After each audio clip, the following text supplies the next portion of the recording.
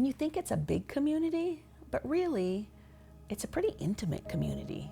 You know, you start talking to somebody and they go, oh, my friend's a quilter. And then it's like, oh, I was at that retreat, you know, so it's kind of, it's a neat thing. So yeah, it's like a family.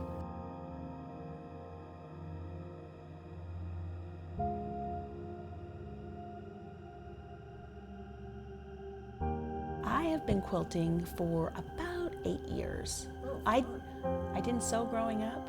I had a home ec class, and my home ec teacher made me sew one seam all year. I was a literal failure. I should have been in wood shop, but they didn't put you in wood shop during those days. So I sewed that seam, and that was my sewing experience. And then when I retired, my friend says, why don't you come quilt with us? And I said, I don't sew. I said, I hot glue. I was a teacher, so I'm really good at hot gluing. She says, we don't hot glue. So she said, just get a machine. So I went to Costco and bought my $99 Singer sewing machine, and I went to a quilt guild meeting. Had no idea how to thread it. I had no idea how to cut fabric, nothing. And anyway, she says, we're gonna start sewing. And then I was hooked. It was so much fun. And when I created something, it was, like I said, it was joy. And I was so excited. You know, my first binding didn't work out, and I thought, well, I didn't cut it right, so I cut it bigger.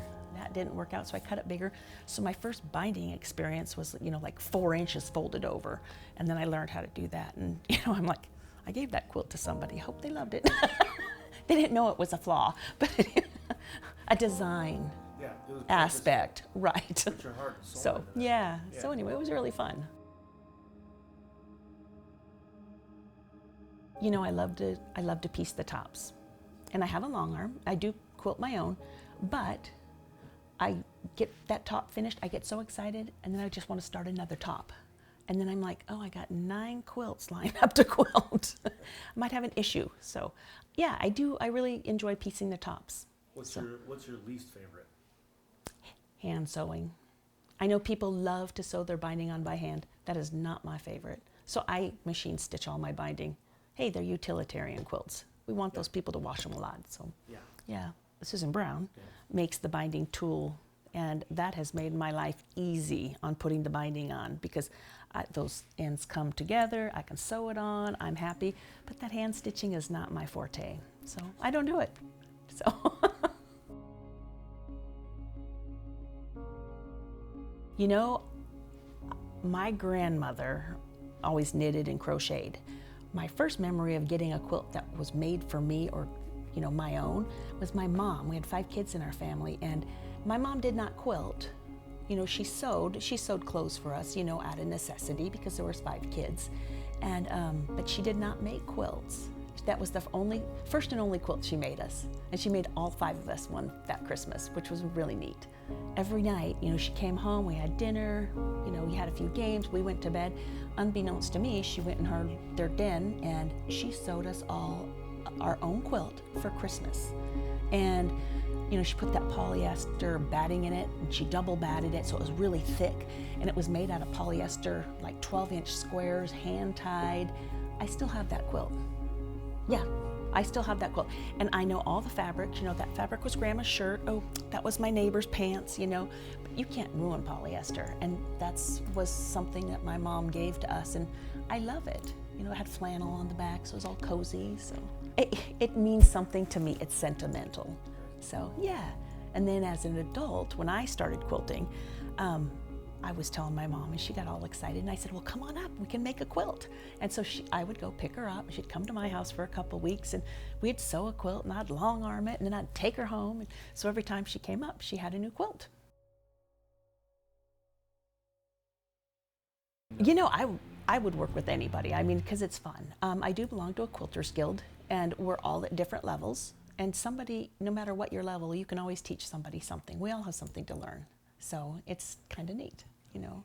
So, but I think the next generation, quilting, we don't want it to be a lost art.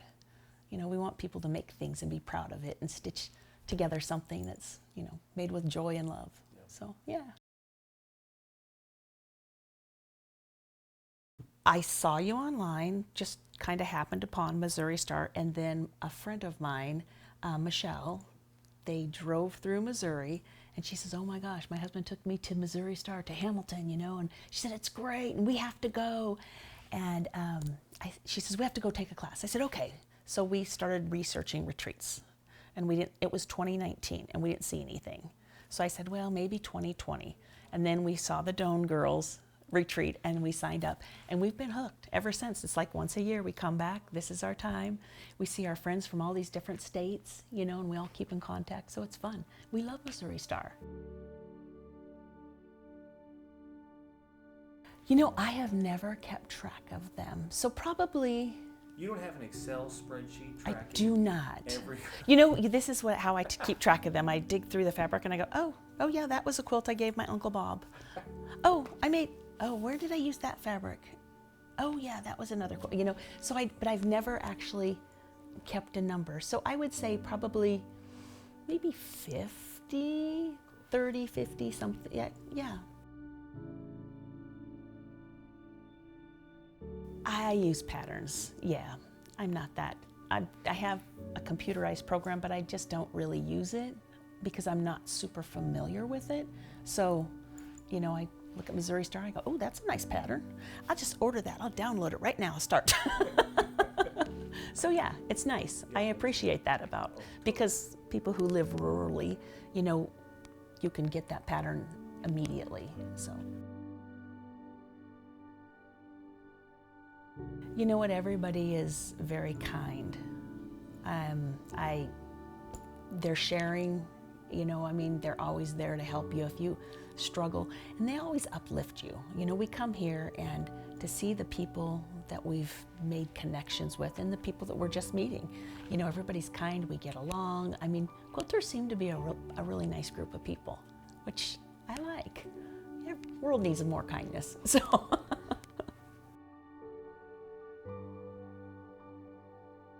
It's a creative outlet for me. I have two hobbies. I quilt and I fuse glass. And so those are the two, I'm gonna say, creative passions that I have, you know, and I can do those during the winter. You know, you can't garden in the winter where I live. So it's creating something. For me, it feeds my soul. And if you can make something and give something to somebody, you know, and give them joy, you know, that's what I'm all about. I just like that. Hi, my name is Carrie Bushy, and this is why I quilt.